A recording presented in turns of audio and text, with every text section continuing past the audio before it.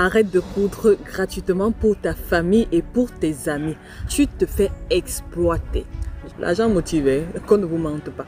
Quand on travaille avec les amis ou la famille, nos sentiments sont en jeu. Je n'ose pas demander à ma soeur ou à ma cousine, ça va te faire tel montant. C'est ta soeur, pourquoi tu vas lui demander l'argent? Cours gratuitement, tu lui donnes. Alors que je fournis un effort, ça me demande aussi du temps. Et c'est aussi une façon pour moi de valoriser mon talent. C'est quand même un travail, ça me demande du temps, ça demande de la patience, ça demande beaucoup de choses en fait. Mais d'autres ne voient pas cette valeur. Et quand tu es en face de ce type de personnes, c'est à toi de les éduquer et de leur dire, en fait, si tu veux que je te montre la fermeture sur ta robe là, ça va te coûter tel montant. Donc à un moment donné, il faut qu'on apprenne à demander ce qui nous est de droit. On va dire, mais pourquoi elle facture, hein, c'est quand même la famille, non? Pourquoi elle va mettre un prix sur ça? C'est quand même la famille, non? Ça t'a demandé un temps de prendre, t'asseoir, mesurer, faire ceci, c'est un temps, c'est le travail de quelqu'un. Quelqu'un, quand il pense que j'ai un vêtement déchiré là, je m'en vais voir tel. Elle va me coudre ça. Et il ne pense même pas dans sa tête que c'est un travail quand même. Et tout travail mérite un salaire. C'est pas son problème. Mais c'est de notre faute aussi.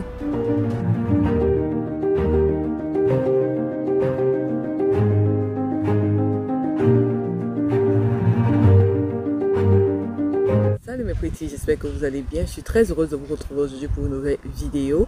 Et vidéo Hero Motive, cette partie où je vous motive à ne pas lâcher, à toujours continuer en avant.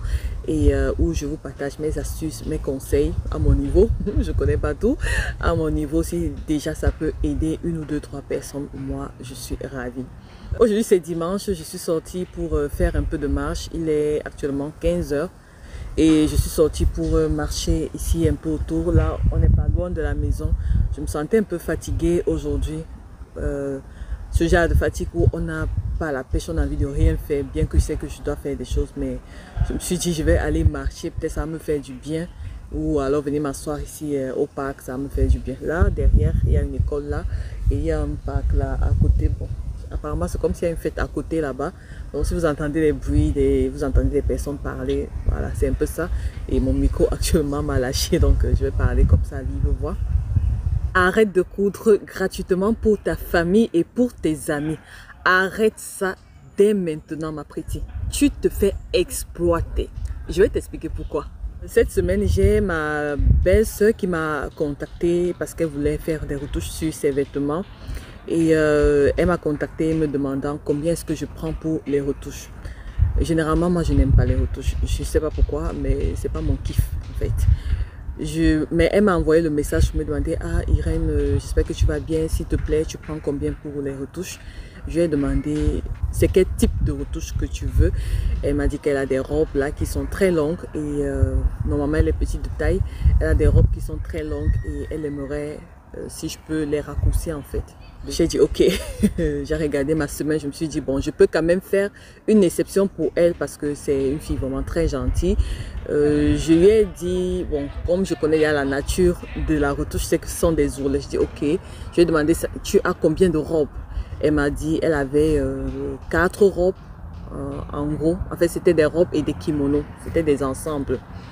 Donc elle m'a dit qu'elle en a 4 et tout ça. J'ai dit ok. Je lui ai donné rendez-vous de passer à la maison pour que je puisse prendre ses mensurations. Voilà, la longueur qu'elle veut, ce que je dois retirer et tout ça. Vous connaissez le truc. Donc, voilà ce qui s'est passé. Et avec tout ce que j'ai à faire à côté, je lui ai dit, bon, il faut revenir samedi. Je pense que j'aurai déjà terminé pour retirer tes robes. Elle a dit, ok.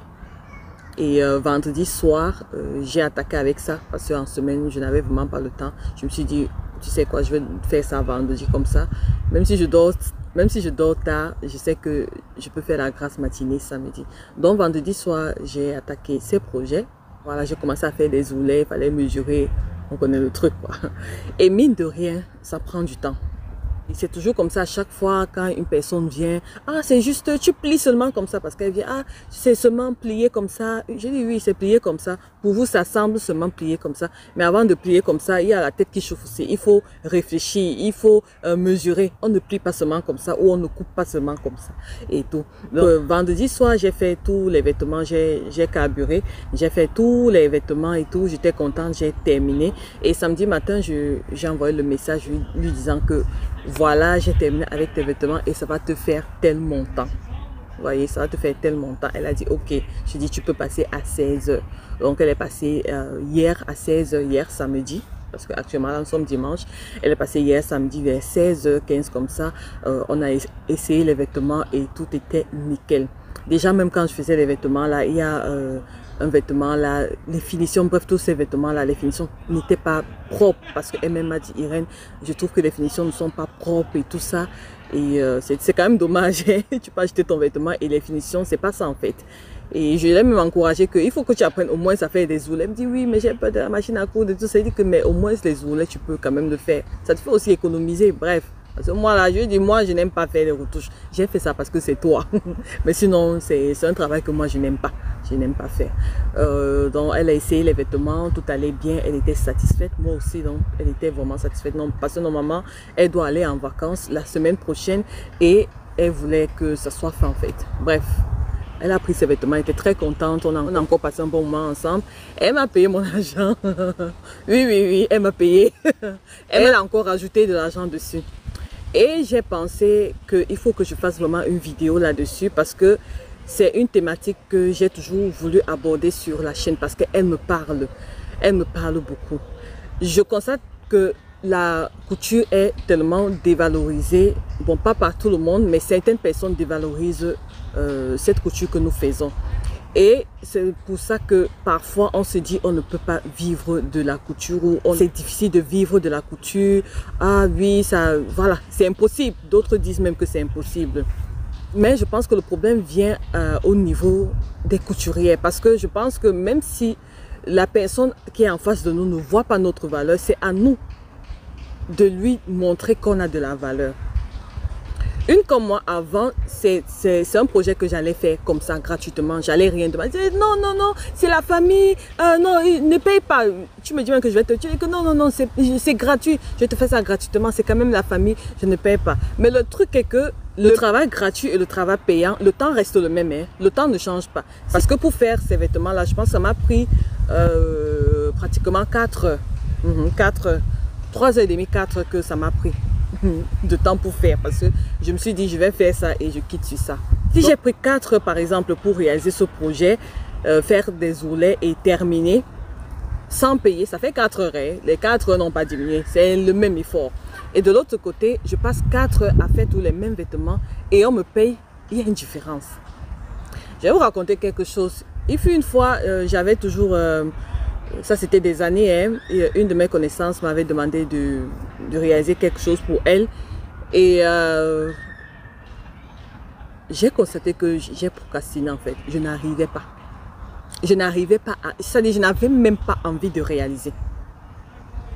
Et il y a d'autres projets qui venaient, d'autres clientes qui me contactaient, ah, est-ce que tu peux me faire ça? Donc elles commandaient des projets et je faisais ça à l'époque, c'est comme c'était il y a 10 ans, bref. À la période là, je prenais encore les commandes où je peux coudre les vêtements et tout ça. Voilà. À chaque chose, il y a un début. Hein. Il y a un début. Et c'est par là que j'ai constaté que c'est vraiment pas mon truc. Mais je prenais soin des vêtements. Et quand on me payait, j'ai constaté que quand on me payait, j'exécutais, mais avec une rapidité pas possible. Mais lorsqu'on ne me payait pas, de toute façon, je vais procrastiner. Et si tu as la malchance, je ne vais même jamais faire ton projet. Et un jour, je me suis demandé que, mais pourquoi est-ce que j'agis comme ça en fait? J'ai dit, mais pourquoi telle personne m'a demandé de lui faire ceci? J'ai même dit oui. Ou parfois même moi-même, je promets que je vais te faire ceci, je vais te faire ceci. Mais pourquoi je n'arrive pas à faire? Après analyse de moi-même, j'ai constaté que c'est parce qu'il n'y a pas de motivation derrière. L'argent motivé, qu'on ne vous mente pas. Il n'y a pas de motivation derrière. Et je me dis que ça arrive surtout à un moment donné où tu as quand même déjà un peu de capacité, que tu arrives à faire quelque chose. Tu te dis, en fait, il faut qu'on me motive aussi. Le truc, c'est que quand on travaille avec les amis ou la famille, nos sentiments sont en jeu. On n'ose pas. Moi, je parle pour ma part. Je n'ose pas demander à ma soeur ou à ma cousine ou à ma tante, oui, ça va te faire tel montant. Je n'ose pas. Parce que inconsciemment, je me dis, c'est quand même ta tante, c'est ta soeur, pourquoi tu vas lui demander l'argent? Cours gratuitement, tu lui donnes. Alors que je fournis un effort. Ça me demande aussi du temps. Et c'est aussi une façon pour moi de valoriser mon talent. Ce talent de couturière, parce que c'est pas tout le monde qui arrive à le faire. Voilà ma belle-sœur qui est venue juste pour les ouler. Si elle arrive à le faire, c'est qu'elle a fait. C'est qu'elle n'est pas venue me voir. Mais c'est parce qu'elle n'arrive pas à le faire. Elle est venue me voir. Donc ça veut dire qu'il y a une personne qui peut le faire et elle n'a pas voulu aller ailleurs pour le faire et payer la personne. Elle a dit, ah, j'ai ma soeur là-bas à côté. Je m'en vais chez elle et elle est venue.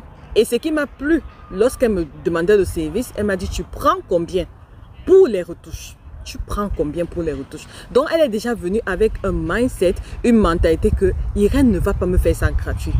Et ça, c'est chez ma belle famille. Hein. Là-bas, eux, ils payent toujours.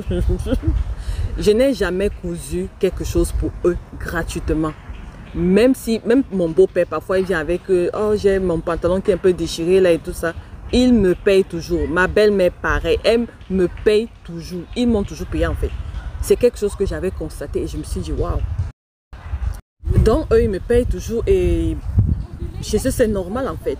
Et c'est quelque chose qui m'avait beaucoup marqué. Je me suis dit, ça veut dire que ce que je fais a de la valeur. Ce que je fais, voilà, c'est juste mon art en fait. Mais c'est pas tout le monde qui voit ça comme ça. Les enfants, c'est, pardon, je veux pas les prendre avec vos parents. Ils regardent ici là.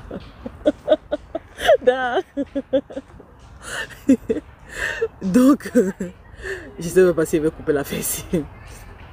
Bon, ils ne me connaissent pas, bref. Je sais un peu ce que je disais. Donc, ça donne une certaine valeur à ton travail. Lorsque je dis ne coupe plus gratuitement pour ta famille ou pour tes amis, ça ne veut pas dire que si la personne ne paye pas, tu ne coupes pas. Non, ça dépend.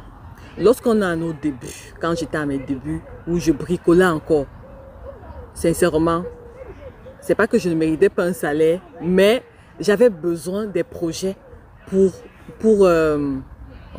m'entraîner. Donc là, je cousais gratuitement. Il n'y a pas de souci parce que pour moi, c'était une façon de m'exercer et c'était, comment dire ça? C'était un avantage pour moi d'avoir des personnes qui me font confiance déjà avec leur tissu, de les apporter pour que je fasse des projets avec. Pour moi, c'était déjà beaucoup. Maintenant, il ne faudrait pas qu'on stagne à ce niveau, tout simplement parce qu'on est toujours appelé à grandir, à évoluer. Donc, si peut-être lorsque tu te lançais dans la couture, on va dire en 2020, tu te lançais dans la couture et tu avais des personnes qui venaient que, ah, est-ce que tu peux faire l'ourlet ici là? Tu peux faire gratuit, il n'y a pas de souci. Ça ne gêne pas, voilà, tu te cherches. Et c'est pour toi aussi une occasion de, voilà, d'améliorer ton art et tout ça.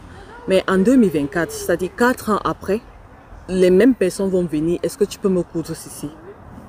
Tout ce que je peux te dire, ne le fais plus gratuitement. Mets un prix là-dessus. Parce que déjà, tu as pris de l'expérience, tu as déjà fait tes preuves. Et je pense qu'il est temps que tu commences à apprendre aussi, même si ce n'est pas le montant qu'il faut leur donner. Parce que donc, tu peux donner un montant dérisoire, mais quelque chose quand même qui va te motiver et à eux leur prouver que voilà, c'est quand même un travail, ça demande du temps, ça demande de la patience, ça demande beaucoup de choses en fait. Et d'autres personnes voient la valeur de ton travail. Comme je parle dans le cadre de ma belle famille, je n'ai jamais cousu gratuitement pour eux, ils me payent toujours. Donc eux, ils voient la valeur de mon travail. Mais d'autres ne voient pas cette valeur.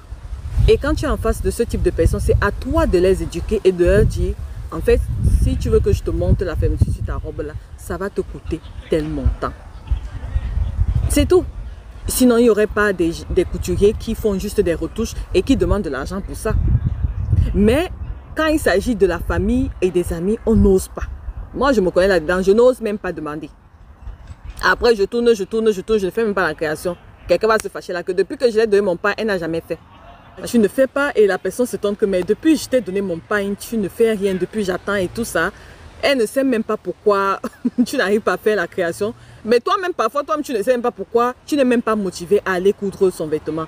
mais c'est parce que la personne ne t'a même pas payé. Moi, j'avais constaté ça chez moi. Quand on me payait, je faisais vite.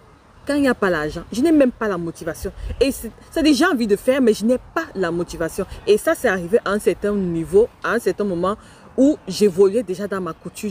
Je constatais que ça prend du temps. C'était plus juste un plaisir comme ça que « Ah, je n'ai rien à faire, je fais. » Non. Donc, à un moment donné, il faut qu'on apprenne à demander ce qui nous est de droit. Ce n'est que le seul moyen qui fera en sorte que notre couture ou bien notre art soit valorisé, que ce soit la couture, que ce soit n'importe quoi. Moi, je sais que je suis quelqu'un de très généreuse, je donne beaucoup, même à travers mes vidéos, vous pouvez le remarquer, je donne beaucoup. Pour les personnes qui sont très généreuses de nature, c'est très compliqué parce qu'on se dit, ah, si je facture, peut-être on va me voir, voilà. On va dire, mais pourquoi elle facture, hein, c'est quand même la famille, non? Pourquoi elle va mettre un prix sur ça? C'est quand même la famille, non? Des trucs comme ça, alors que ça n'a rien à voir. Ça t'a demandé un temps de prendre, t'asseoir, mesurer, faire ceci. C'est un temps, c'est le travail de quelqu'un. Donc même nos familles là, encourager. Même si tu ne payes pas tout. Si la création vaut 50 €, donne même 25. Arrêtons de coudre gratuitement, sincèrement. Arrêtons de coudre gratuitement, même si c'est pour la famille. Surtout si tu as déjà atteint un certain niveau. Arrêtons. Le fait de coudre gratuitement pour des amis ou pour des familles, cela renvoie un message subtil du genre « Mon travail n'a pas de valeur ». Ah oui, de manière subtile, on renvoie ce message. Ça n'a pas de valeur, donc ça ne mérite même pas un prix. Ça n'a pas de valeur en fait. C'est juste un truc comme ça. On renvoie ce message auprès de nos proches. Subtilement, hein, sans le vouloir. Et tout ceci va affecter notre confiance en soi. Ça affecte notre confiance en soi. Le fait de renvoyer comme ça, de manière subtile, sans même s'en rendre compte, de manière inconsciente, c'est comme si nous-mêmes, on n'avait pas de la valeur. Ce qu'on fait n'a pas de la valeur et les autres le voient comme ça. Ah, c'est juste la couture, rien de plus. Quelqu'un, quand il pense que ah, j'ai un vêtement déchiré là, ah, je m'en vais voir tel. Elle va me coudre ça. Et il ne pense même pas dans sa tête que c'est un travail quand même. Et tout travail mérite un salaire. Ce n'est pas son problème. Mais c'est de notre faute aussi. Le fait de coudre gratuitement nous épuise. Sincèrement, ça épuise. Moi, je vous parle en connaissance de cause. J'ai certains tissus dans mon atelier, des membres de ma famille, que je n'ai jamais fait. J'ai dit oui, je vais faire, oui. Apprenons aussi à dire non. Bon, ça, ce n'est pas le sujet d'aujourd'hui. Parce que apprenons à dire non, ça, c'est une autre thématique qui me concerne également. On n'arrive pas à dire non. Même si on dit oui, on n'arrive pas à dire que ah, tata, pardon, il faut quand même poser de l'argent. Ça frustre. Imagine, tu es en train de coudre un vêtement où tu n'as même pas reçu 5 francs dessus. Et puis le tissu est en train de te menacer. Tu vois, tu peux pleurer. Et tu te rends compte que tu es en train de faire ça gratuitement. Ça fait mal. La frustration de ça. C'est comme quelqu'un qui fait le marathon. Chaque jour, il est en train de courir. Chaque jour, il fait le marathon. Il court. Mais il n'a jamais reçu de médaille. On peut le faire 1, 2, 3 fois, mais à un moment donné, non. Même ton esprit va dire que arrête. C'est quoi? C'est toi, Mère Teresa. Arrête. Arrêtons de coudre gratuitement pour la famille et pour les amis. Valorisons notre temps.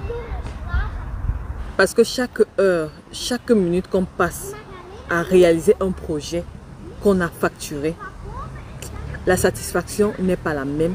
L'implication au niveau de notre travail n'est pas la même. On est beaucoup plus impliqué lorsqu'on a facturé. Moi, j'ai remarqué ça chez moi. Quand tu me payes, je fais le travail bien. Si j'arrive à terminer, je fais bien. Mais quand tu ne me payes pas, ton travail passe en dernier plan en fait. Bon voilà mes petits, je pense que j'ai fait le tour. Si j'ai oublié quelque chose, n'hésitez pas. Donc voilà, c'était juste pour vous partager le fond de ma pensée. ce que j'ai toujours remarqué chez moi, et au final j'ai constaté que c'est parce que je ne recevais pas de motivation et je n'avais pas le courage de demander. Maintenant j'ai de plus en plus le courage de demander, de facturer, que ce soit des amis ou de la famille. Voilà, je facture, et si tu es d'accord, voilà, ça n'a rien à voir parce que non, c'est mon travail, je respecte mon travail, je valorise mon travail et je veux vivre de mon travail. Ce n'est pas juste une couture simple, c'est beaucoup de temps, beaucoup de concentration, beaucoup de choses que celles qui ne posent pas ne savent pas. Donc c'est à nous de les éduquer, celles qui ne savent pas, de les éduquer petit à petit.